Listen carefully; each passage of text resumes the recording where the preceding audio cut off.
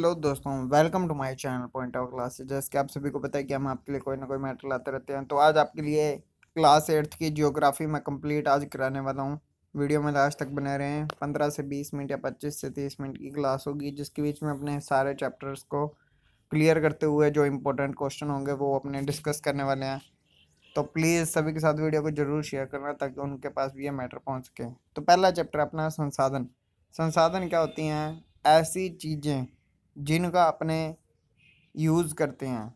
वो कुछ भी हो सकती हैं, जैसे सब्जियां हुई, पानी हुआ, भूमि हुई, या हम कह सकते हैं पेट्रोल हुआ, खनिज हुए। ये सारे क्या संसाधनों के अंतर्गत आते हैं। अब संसाधनों के कुछ प्रकार बांटे गए हैं, जिसमें आता है प्राकृतिक संसाधन और एक होता है गैर प्राकृतिक भी कह सकते हैं, और उसको मानव निर्मित भी कह सकते हैं। प्राकृतिक संसाधन ऐसी चीज़ें जो हमें प्रकृति के द्वारा मिली हैं, जिनका हमने क्रिएशन नहीं किया है, वो होती हैं प्राकृतिक संसाधन, जो हम कह सकते हैं गॉड गिफ्टेड है। उसके बाद में है मानवकृत संसाधन। पहले आपको ये भी बताना चाहिए कि प्राकृतिक संसाधन कौन से होते हैं, यहाँ पे ये डिटेल लिखी हुई है, आप पढ़ लें। उसके बाद में मानव निर्मित संसाधन कौन से होते हैं, जैसे भवन, स्कूल, उसके अलावा जैसे बिल्डिंग्स होगी। ये सारी चीज़ें क्या है, मानव निर्मित के अंतर्गत आती है। पवन चक्कियाँ होगी, ये पवन चक्कियाँ मानव निर्मित है। उसके बाद में आ जाते हैं उत्पत्ति के आधार पे इन्हें बांटा गया जैव और अजैव संसाधनों में। अजैव संसाधन कौन से होते हैं? जिनमें जीवन नहीं होता, मतलब जो चीज़ें सांस नहीं ले सकती हैं, निर्जीव वस्तु होती है, उनको अजैव संसाधन कहते हैं। और जैव संसाधन वो होते हैं जिसमें जान होती है, वो जैव संसाधन कहलाते हैं। इसके अलावा इन्हें प्राकृतिक संसाधनों को दो भागों में और बांटा गया। एक होता है नवीकरणीय और एक होता है अनवीकरणीय। नवीकरणीय जिनका वापस से नया निर्माण किया जा सकता है, और अनवीकरणीय वो जिसका एक बार यूज़ करने के बाद वो समाप्त हो जाती है। जैसे पेट्रोल का एक बार आपने यूज़ कर लिया तो वो समाप्त हो जाती है। वो सारी चीज़ें होती है अनवीकरणीय। ये संसाधनों के बारे में आपको पता लग गया है। प्राकृतिक संसाधनों का जो वितरण है वो अलग अलग जलवायु, ऊंचाइयों और भौतिक कारकों के ऊपर निर्भर करता है। ये क्वेश्चन पेपर में आ चुका है कि जो संसाधन है उनको प्रभावित करने वाले कारक कौन कौन से हैं, या संसाधन किन के ऊपर निर्भर होता है। तो ध्यान रखें। अब आ गया मानव निर्मित संसाधन, जो मैंने आपको बता ही दिया है क्या क्या है। मानव संसाधन के अंदर सारी चीज़ें आ जाती हैं। शिक्षा, स्वास्थ्य या लोगों को बहुमूल्य संसाधन उपलब्ध करवाना, प्रौद्योगिकी। ठीक है। उसके बाद में आते हैं संसाधनों का संरक्षण क्यों किया जाना चाहिए। अब मान लीजिए कि आपके पास पानी अभी आपको अ, साफ मिल रहा है, ठीक है। अब धीरे धीरे आप पानी को व्यर्थ बहाते रहोगे, पानी को गंदा करते रहोगे, तो आने वाले टाइम में क्या है, पानी बचेगा ही नहीं। और लोग क्या कर रहे हैं, पेड़ों को काट के वहाँ पे क्या है, घर बना रहे हैं और कई तरह की चीज़ें, बिल्डिंग्स बना रहे हैं, जिसके कारण क्या है, ऑक्सीजन की कमी हो रही है, और आने वाले टाइम में ऑक्सीजन की कमी देखने को मिलेगी। इसलिए संसाधनों का संरक्षण करना, उपयोग बहुत ज़रूरी है। ये होता है संसाधन संरक्षण। अब इनके जो क्वेश्चंस हैं इनको आपने थोड़ा थोड़ा ध्यान से पढ़ लेना है। बाकी मैंने डिटेल से आपको क्वेश्चन कर बता दिए हैं कि कैसे कैसे पेपर के अंदर क्वेश्चन आ सकते हैं। तो यहाँ पे संभाव्य और वास्तविक संसाधन का मतलब ये है, संभाव्य का मतलब होता है जिसकी संभावना है कि आगे ये हो सकते हैं। वास्तविक संसाधन जो अभी आज के टाइम में हैं। सर्वव्यापक और संस्थानिक स्थानिक संसाधन। सर्वव्यापक का मतलब होता है जैसे वायु है वो सर्वव्यापक है, सारी जगह पे है। स्थानिक संसाधन जैसे जो पेट्रोल है वो सिर्फ एक ही जगह से मिलता है, उसको कहते हैं स्थानिक संसाधन। इस तरह से आपके जो क्वेश्चन है वो पेपर के अंदर आएंगे, तो ध्यान रखने। ठीक है। अब अपने चलते हैं सेकंड चैप्टर के ऊपर, जिसका नाम है भूमि, मृदा, जल, प्राकृतिक वनस्पति और वन्य जीव संसाधन। तो इसके बीच में अपने देखते हैं कुछ इंपॉर्टेंट बातें। भूमि का मतलब क्या होता है, जो धरती है हमारी, जो कि अपने हम मान सकते हैं हमारे पूरी पृथ्वी के सिर्फ 30% भाग पे ही क्या है, भूमि है। उसके अलावा 70% भाग पे क्या है, जल है।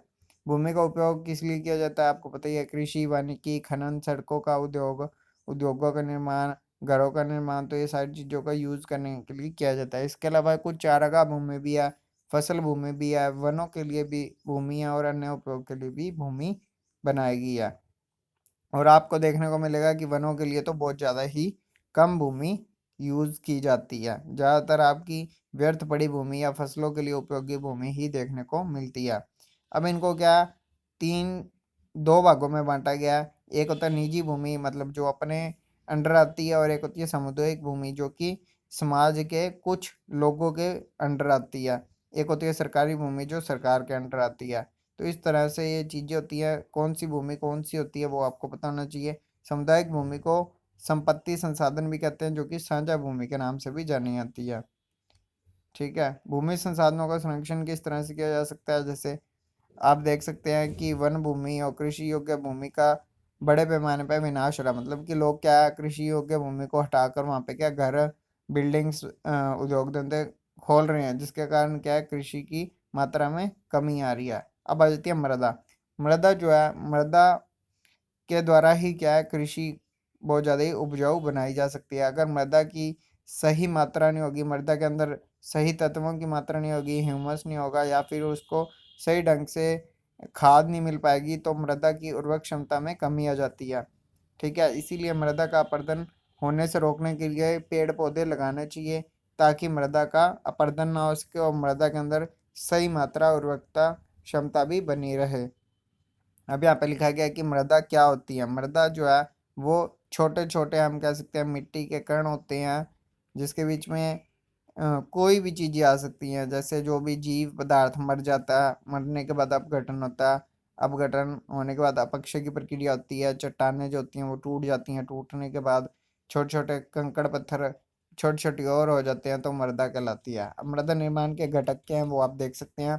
और मृदा को बनने में बहुत ज़्यादा ही सालों का टाइम लग जाता है। ठीक है, मृदा का निम्नीकरण और संरक्षण के उपाय मैंने आपको बता दिया। एक तो समोच्च कृषि की जानी चाहिए, जो पहाड़ी ढाल है वहाँ पे। उसके अलावा कीटनाशकों का अत्यधिक उपयोग होने के कारण भी मृदा के अंदर बहुत ज़्यादा ही कमी आ रही है, मृदा की उर्वरक क्षमता में कमी आ रही है।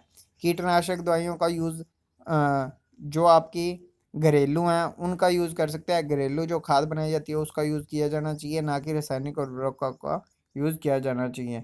उसके अलावा वेदिका फार्म है, तो फार्म ये आप देख सकते हैं यहाँ पे क्या है कि फसल उगने के लिए यहाँ पे स्पाट सतह होनी चाहिए, बिल्कुल सीधी होनी चाहिए, समोच्च रेखाएं जुताई की जानी चाहिए। मतलब ऐसे करके आप देख सकते हैं यहाँ पे, या फिर आप यूट्यूब पे सर्च कर लें समोच्च रेखाएं जुताई कौन सी होती है। रक्षक में एक लाइन, मतलब कि पेड़ों की एक लंबी कतार लगाई जानी चाहिए ताकि मिट्टी को रोका जा सके। बाकी यहाँ पे एक डायग्राम बना हुआ है, आप देख सकते हैं। उसके बाद में आता है जल।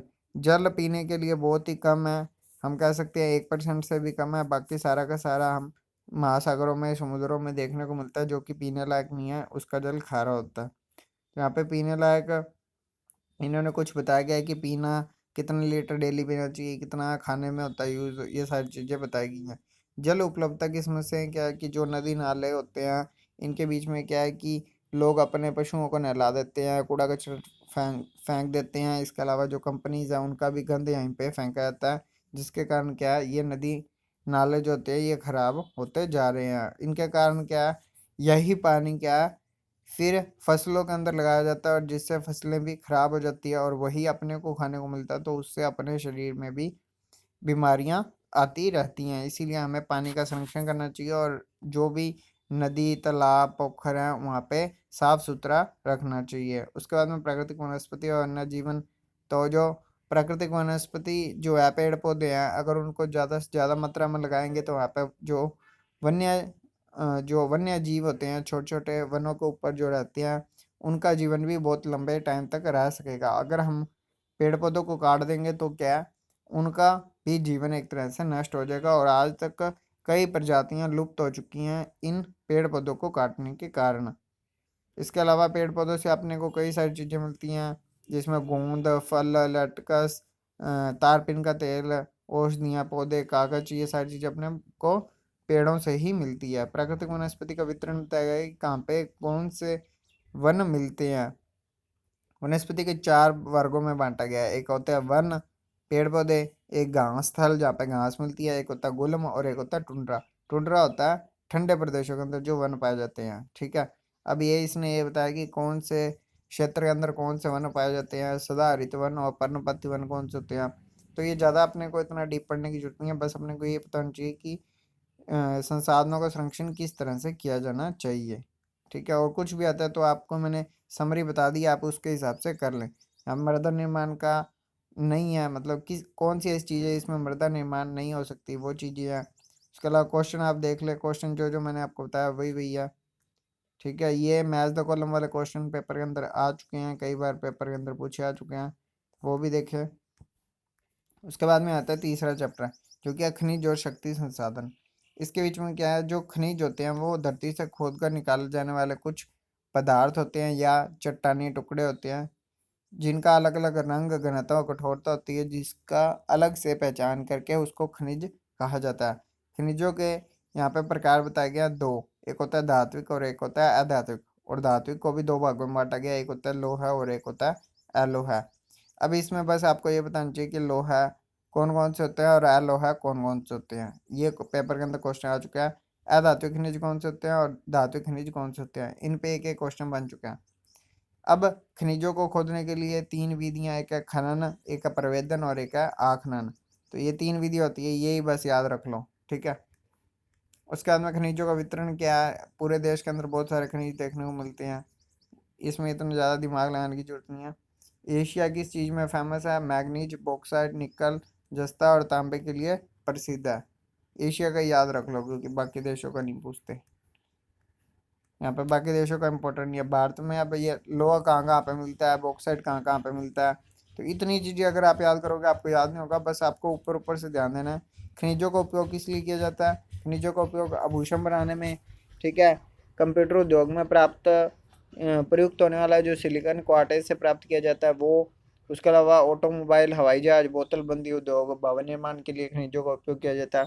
खनिजों का संरक्षण कैसे किया जा सकता है कि मतलब जो भी आप खनिज का उपयोग करते हैं उसको वापस से रिसाइकिल करके भी खनिजों का उपयोग किया जा सकता है, संरक्षण किया जा सकता है।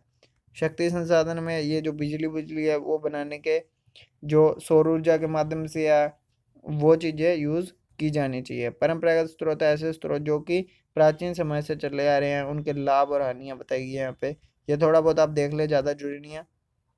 ईंधन क्या होता है, ईंधन में से लकड़ियाँ, ठीक है। लकड़ियों का यूज़ किया जाता है खाने पकाने के लिए, मतलब आग जला के खाना पकाने के लिए, ऊष्मा प्राप्त करने के लिए किया जाता है। पौधों और जानवरों के अवशेष जो लाखों वर्ष धरती के अंदर दबे रहते हैं और ताप और दाब के कारण क्या है ये ईंधन में परिवर्तित हो जाते हैं, ठीक है। कोयले के बारे में आपको पता ही है, पेट्रोलियम धरती के अंदर से निकाला जाता है, गैस भी निकलती है और पेट्रोल भी निकलता है। इसे काला सोना भी कहा जाता है। तो अगर आ जाए क्वेश्चन पेट्रोलियम को और क्या कहा जाता है, तो काला सोना भी कहा जाता है। उसके बाद में प्राकृतिक गैस है जो कि पेट्रोलियम के ऊपर मिलती है। पेट्रोलियम और प्राकृतिक गैस एक साथ मिलती है, बस ये याद रखना, ठीक है। बाकी इसमें कुछ इंपॉर्टेंट नहीं है। जल विद्युत कैसे होती है, तो ये तरीका बताया गया, टरबाइनें लगा के ऊपर से जल जितनी स्पीड से आएगा उतनी तेज मोटर घूमती है और मोटर घूमने के साथ क्या है, बैटरी चार्ज हो जाती है। तो ये थोड़े से मैटर पढ़ लेना, इसका हिंदी के अंदर मैंने आपको शॉर्ट में बता दिया। गैर परंपरागत स्रोत जो कि सौर ऊर्जा, पवन ऊर्जा, ज्वारीय ऊर्जा, इसके बीच में क्या प्राचीन समय से चला रहा है बट अब इनका यूज़ किया जाने लग गया है, ठीक है। अब आती है सौर ऊर्जा। सौर ऊर्जा के बारे में आपको पता ही होगा, वो प्लेटें सी होती हैं छत के ऊपर लगाई जाती है और एक तरफ बैटरी होती है। सौर की जितनी ऊर्जा उसके ऊपर पड़ती है उससे क्या बैटरी चार्ज हो जाती है। पवन ऊर्जा के अंदर ये पवन चक्कियाँ जो लगाई जाती हैं, इसमें पंखा जितनी तेज गति से घूमेगा उतनी तेज गति से क्या है आपके वहाँ पे बैटरी चार्ज होती रहती है। परमाणु ऊर्जा के बारे में आप यहाँ पे थोड़ा सा पढ़ लें क्योंकि परमाणु ऊर्जा से रिलेटेड शायद ही पेपर के अंदर क्वेश्चन आए। तो ये आप देख सकते हैं परमाणु ऊर्जा किस तरह से बनती है और विद्युत का उत्पादन कैसे होता है। भूतापीय ऊर्जा के अंदर क्या है, ये पृथ्वी के अंदर से जो गर्माश निकलती है उससे रिलेटेड ये बताया गया है कि वहाँ पे भाप निकलती है। और ये देखिए आप कुएं और जल दिखाई दे रहा है, यहाँ पे टरबाइन की सहायता से ही यहाँ पे विद्युत का उत्पादन किया जाता है। यह ज्वारीय ऊर्जा, तो ज्वारीय ऊर्जा में क्या होता है कि ये पानी के अंदर लगाई जाती है टरबाइनें। जब ज्वार ऊपर आता है या नीचे जाता है तो उससे क्या है स्पीड आती है और स्पीड आने के कारण ये टरबाइनें घूमकर और फिर क्या है इकट्ठा कर देती हैं विद्युत को। उसके बाद में बायोगैस। बायोगैस में क्या होता है कि एक गड्ढा सा बना लेते हैं और गड्ढे के ऊपर एक मशीन लगा देते हैं और उसके बीच में दबाव दिया जाता है। जो भी गोबर गोबर होता है उन चीज़ों को उसके बीच में और अपशिष्ट पदार्थ को उसके बीच में डाल के ऊपर से दबाव देने के बाद उसकी ऊर्जा का हम कह सकते हैं निर्माण किया जाता है, ये होती है बायोगैस। तो यहाँ पे ये कंप्लीट हो गया बायोगैस वाला चैप्टर भी। उसके बाद में अगला चैप्टर आया था और कोई डाउट आए तो बता देना। उसके बाद में अगला चैप्टर अपना कृषि। कृषि क्या होती है, फसलों का निर्माण करना। कृषि एक प्राथमिक क्रिया है जिसमें फसलों उगाना, फूलों को उगाना, सब्जियों को उगाना, पशुपालन, ये सारा कृषि के अंतर्गत आता है और भारत की 2/3 जनसंख्या कृषि के ऊपर निर्भर है। ये देख सकते हैं आप, भारत के अंदर सबसे ज़्यादा यहाँ पे कृषि देखने को मिलेगी। अब ये कुछ कल्चर है, या हम कह सकते हैं कृषि है, जिसके बीच में अलग अलग नाम है। जैसे एग्रीकल्चर होता है कृषि करना, सेरिकल्चर होता है रेशम का उत्पादन करना, पीसी कल्चर होता है मछलियों का उत्पादन करना या मछलियों का पालन करना, विटीकल्चर अंकुरों की खेती, हॉर्टिकल्चर क्या होता है उद्यान कृषि, इसमें सब्जियां फूलों और फलों को लगाना होता है। कृषि तंत्र के अंदर क्या होता है, यहाँ पे आप देख सकते हैं सबसे पहले जुताई बुआई छिड़क, पहले फसल लेके आता है। सबसे पहले क्या होता है, देखो सबसे पहले निवेश किया जाता है कि कोई मशीनरी खरीद ली, फिर बीज आ गया, बीज आने के बाद वहाँ पे बीज डाल देता है, फिर वो रासायनिक कीटनाशक छिड़काव करता है, छिड़काव करने के बाद वहाँ पे जुताई बुआई और छिड़काव किया जाता है, फिर फसल पक के तैयार हो जाती है और बाद में वो उसको बेच देता है। तो ये होता है मानवीय निवेश के अंदर। ये बताया गया है कि मानव के लिए कौन कौन सी चीज़ें चाहिए ताकि वो कृषि कर सके। तो भंडारण के लिए चाहिए एक व्यक्ति, चाहिए मशीनरी, चाहिए रसायन चाहिए, सूर्य प्रकाश, ये भौतिक जो होते हैं कारक वो भी जरूरी है, जैसे सूर्य का प्रकाश, वर्षा, मृदा, ढाल, तापमान, ये सारी चीजें आवश्यक है। इन्हीं से आपका क्वेश्चन बन जाएगा। कृषि के दो प्रकार है, एक होती है निर्वाह कृषि, एक होती है वाणिज्य कृषि। निर्वाह कृषि होती है अपने घर के लोगों का पालन पोषण करने के लिए, मतलब पेट भरने के लिए जो भी कृषि की जाती है उसको कहते हैं निर्वाह कृषि, जो कि जीवन वहन के लिए होती है। इसमें स्थानांतरित कृषि और जलवासी पशुचारण भी आता है। स्थानांतरित कृषि का मतलब ये होता है कि एक जगह पे फसल बोई, उसको काटा, खाया और फिर वहाँ पे आग लगा के किसी और साइड चले जाते हैं, जिससे कि वहाँ की जो आग लगाई वाली ज़मीन बाद में क्या है उर्वरक क्षमता उसकी वापस से तैयार हो जाती है। उसके बाद में आता है चलवासी पशुचारण, मतलब कि कृषि के साथ साथ ये चलवासी पशुचारण भी साथ में ही रखते हैं। उसके बाद में आती है वाणिज्यिक कृषि। वाणिज्यिक कृषि ऐसी कृषि होती है जिसमें क्या है कि व्यापार की दृष्टि से इन्हें बोया जाता है और ज़्यादा से ज़्यादा फसलें उगाई जाती हैं। मिश्रित कृषि का होती है, इसमें भूमि का उपयोग भोजन व चारे की फसलों को उगाने के साथ साथ पशुधन भी किया जाता है।